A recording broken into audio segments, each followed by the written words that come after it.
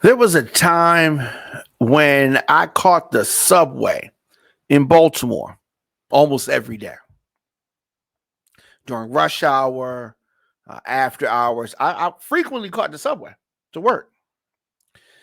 So I'm trying to imagine the horror of some of the folks in the subway during rush hour in Brooklyn, New York. A gunman wearing a gas mask set off smoke grenades and fired a barrage of bullets inside a rush hour subway train in Brooklyn, wounding at least 10 people on Tuesday.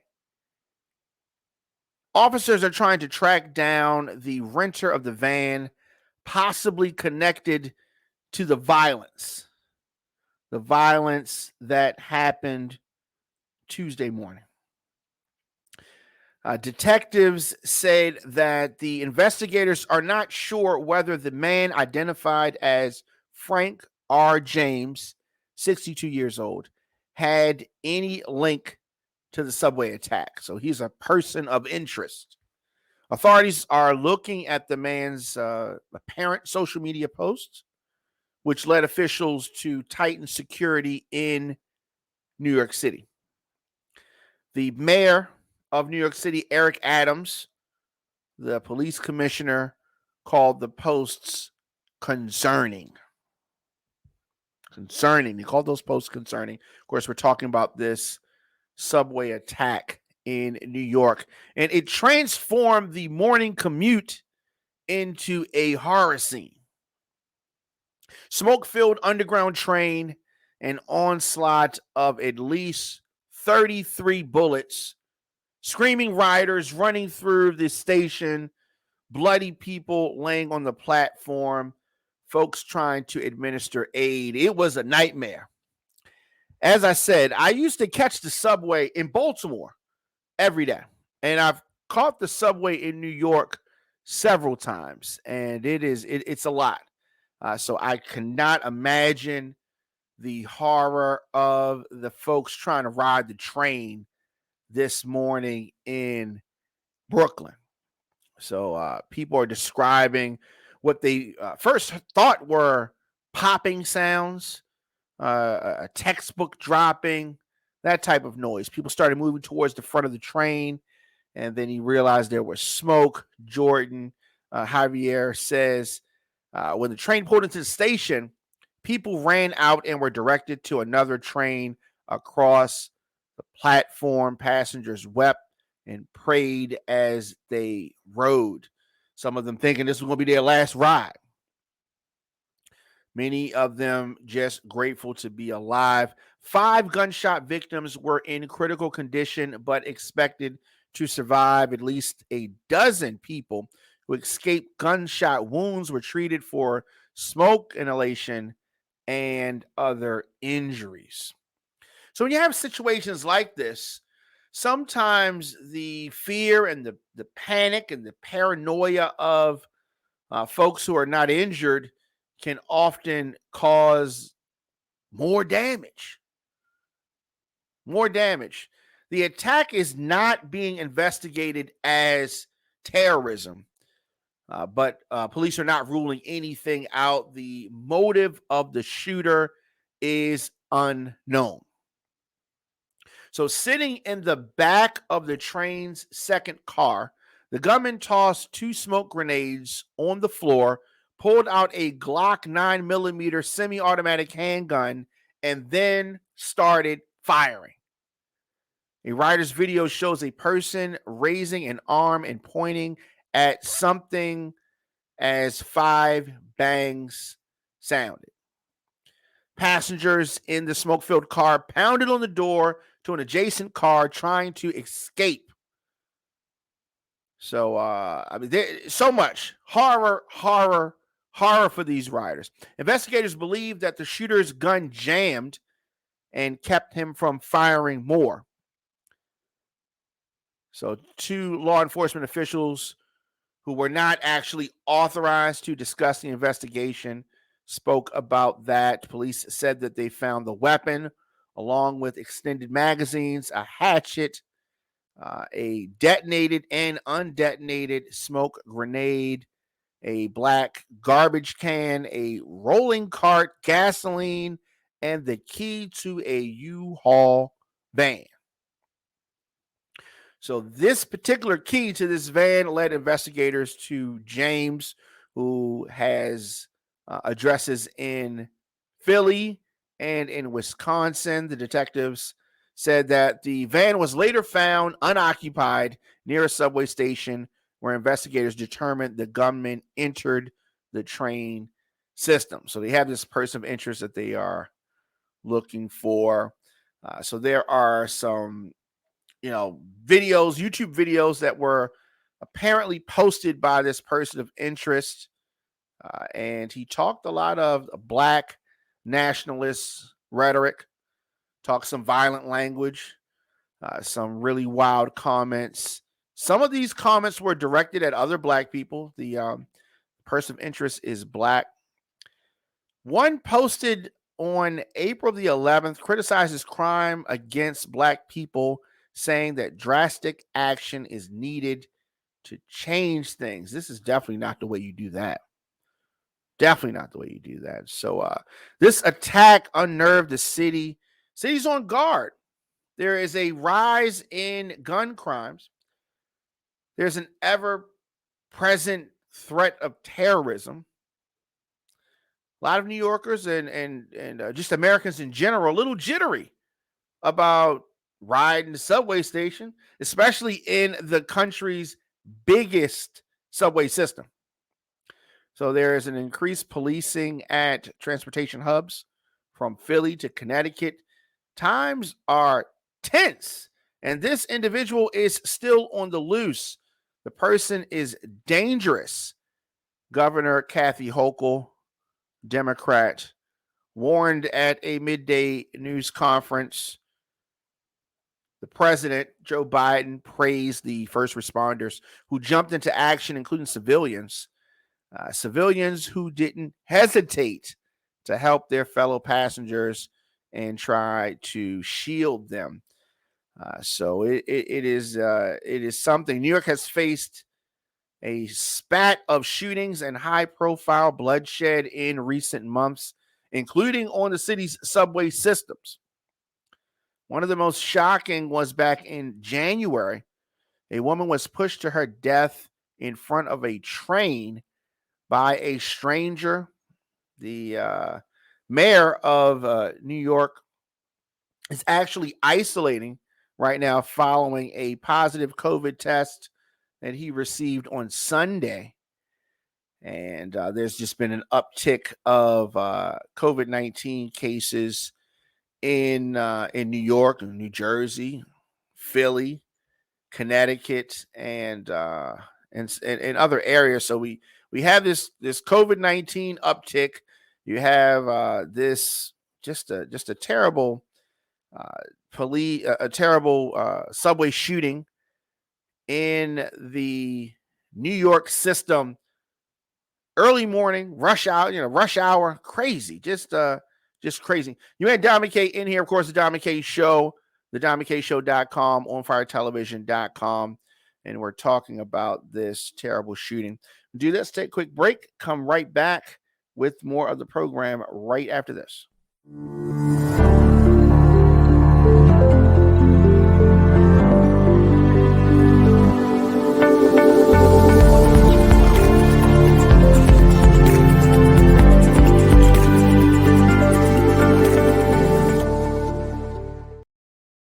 Welcome back. You man, Don McKay in here, the DonMcKayShow.com, onfiretelevision.com. And, it is one of those things. So we talk about New York. We're talking about the violence today at the subway station with the shooting and all of that. New York is not a place where things happen and many folks are not talking about it. So also in the news, New York's Lieutenant Governor, Brian Benjamin is his name, resigned today. And he resigned in the wake of his arrest in a federal corruption investigation. Just a big political scandal and a crisis for the governor, Kathy Hochul, 7 months after she selected Benjamin, this gentleman right here, as a partner to make a fresh start in an office that was already rocked by scandal. If you remember, the Governor Cuomo just had a scandal a few months ago, and he had to resign.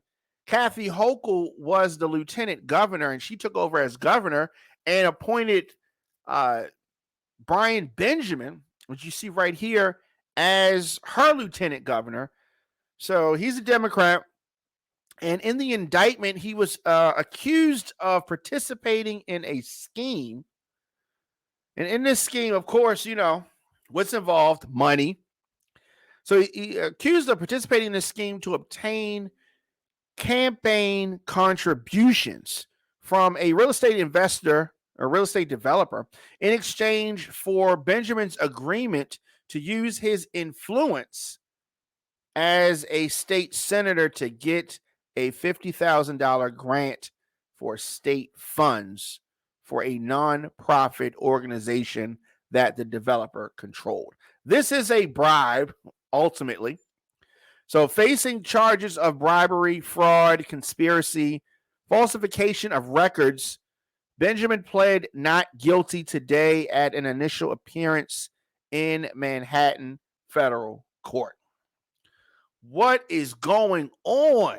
Like, what were you thinking? He was released on bail, which was set at $250K.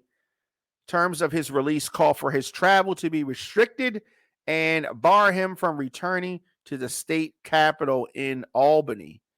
He submitted his resignation to the governor hours later. Did I mention that he's running for office? He's running for, which would essentially be election for the first time. The governor, accepted his resignation effective immediately, she said today. While the legal process plays out, it is clear to both of us that he cannot continue to serve as lieutenant governor. New Yorkers deserve absolute confidence in their government, and I will continue working every day to deliver to them, Hochul said in a statement. Man, this could not come at a worse time. Could not have come at a worse time. Governor Hochul is running for her actual election. And this guy was set up to be, you know, actually elected lieutenant governor, and he screwed that up. His attorneys say that he's suspending his campaign to focus on defending his actions in court, and said that, you know, the grant in question was used to buy school supplies. Man, you talk about a weak defense. Really? That's the best that you got? They say that there was nothing inappropriate about the grant that he's accused of receiving. And he says, his attorneys, that he will focus his energies on explaining in court why his actions were laudable, not criminal. Oh, no, wait. Why would you think he was committing a crime? They say, right? He looks forward to when his case is finished so he can rededicate himself to public service. I don't know if anybody's going to be rocking with him in the public service area, right? He's no Marion Barry. Hochul in September selected Benjamin, then a state lawmaker, to serve as the second in command when she became governor, taking over for, of course, the resigned Andrew Cuomo. So he had the allegations of sexual harassment, 11 women. He denied that. And then you turn around and the next group in office, the lieutenant governor, has to resign on controversy. Just a bad time right now. So Hochul was Cuomo's lieutenant governor. Now she has to find another lieutenant governor now that she has taken over in that spot. Did I mention that this is an election year for her? He's campaigning. He's running for office right now. So her campaign office did not respond to messages about what her plans are moving forward, who's going to be her new lieutenant governor and who's going to be her running mate. She's trying to figure that out.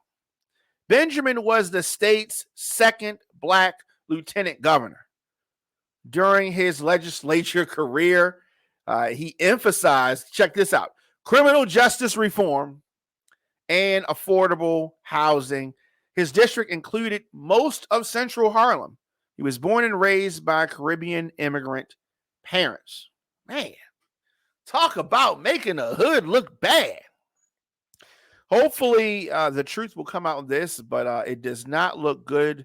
New York law makes it tough to remove Benjamin from the June primary ballot. He couldn't move out of New York to disqualify himself from running for office, or the state Democratic Party could let him run for a down ballot office. The Democratic Party said that they are exploring all options. So they're not really ready to outline what they're considering, but they look to do it quickly.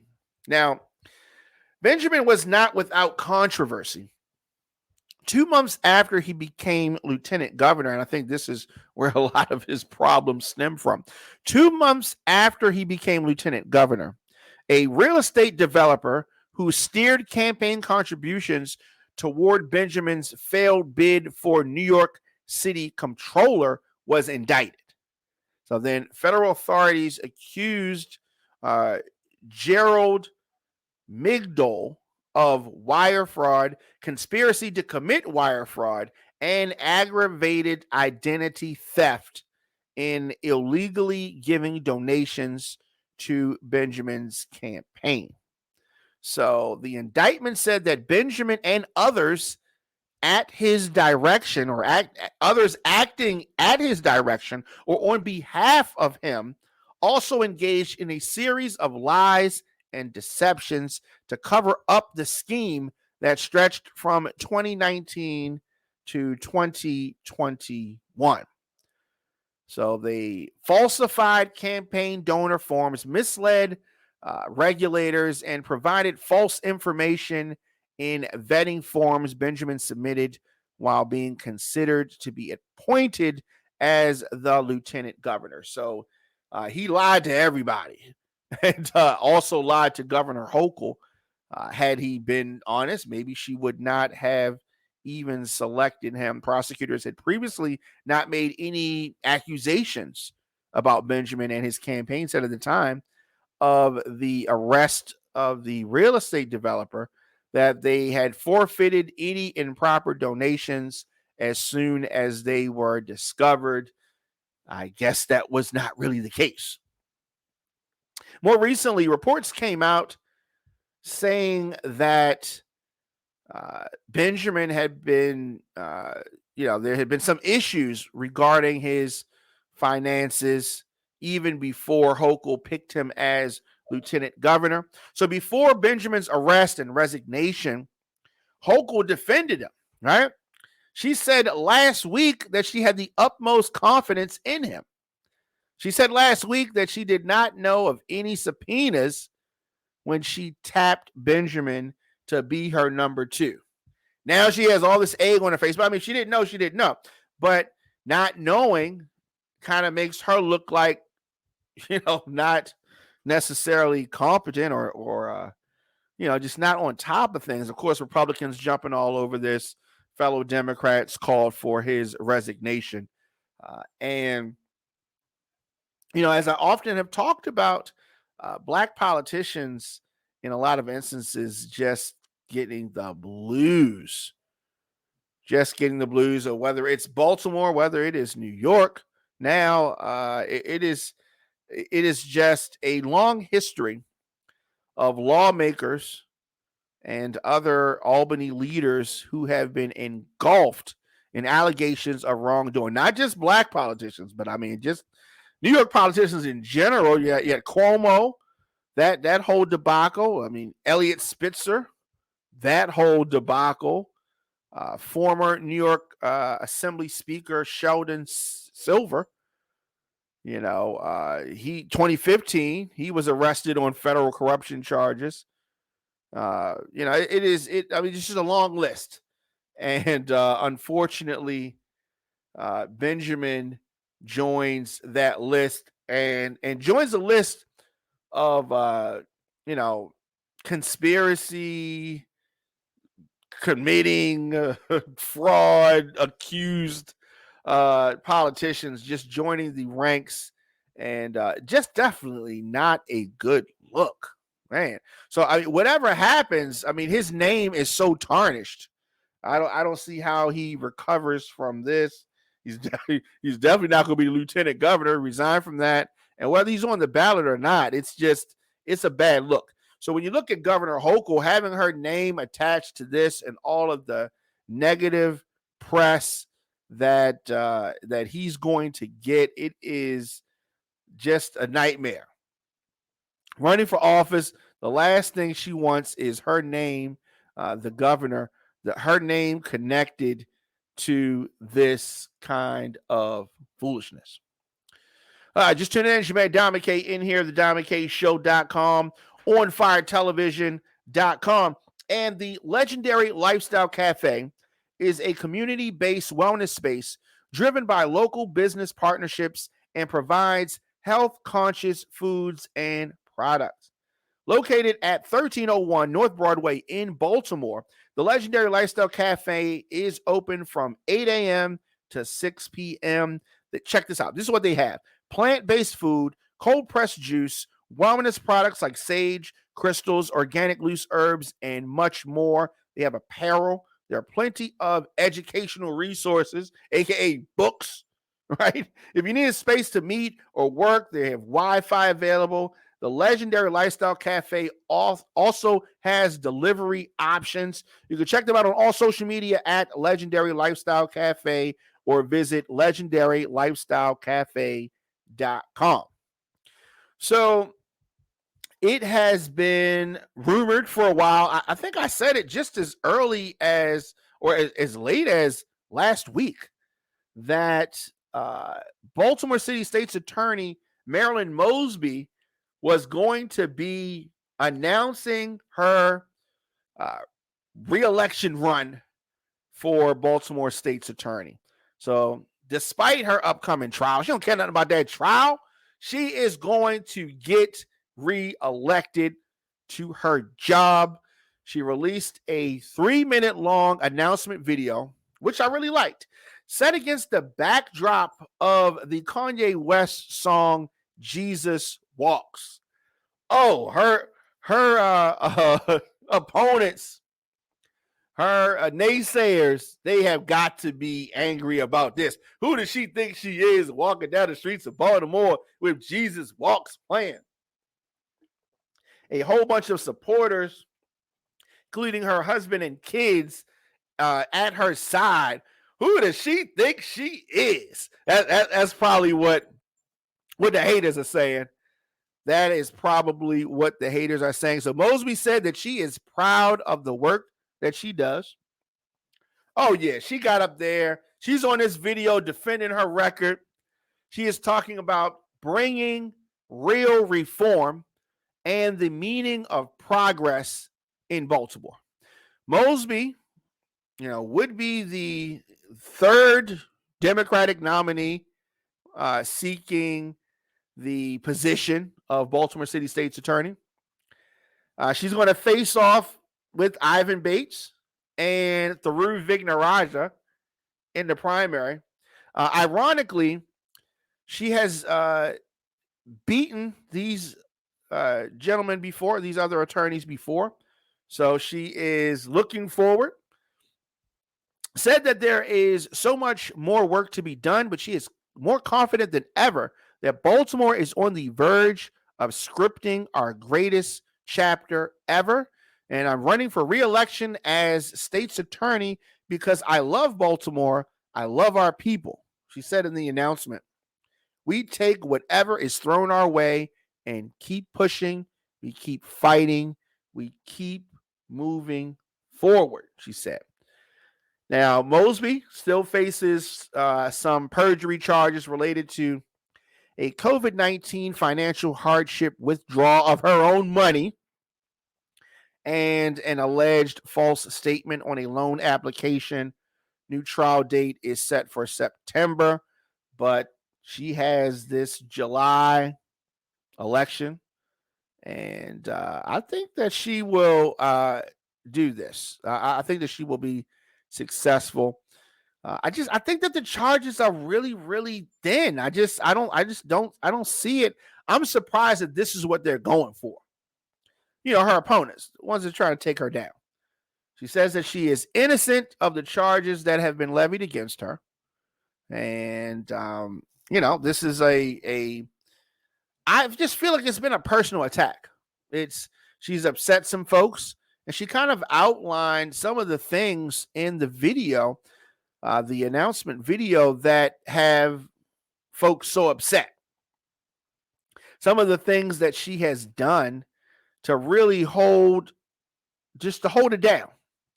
Some of the things that she's focused on are the very things that have folks angry with her, right?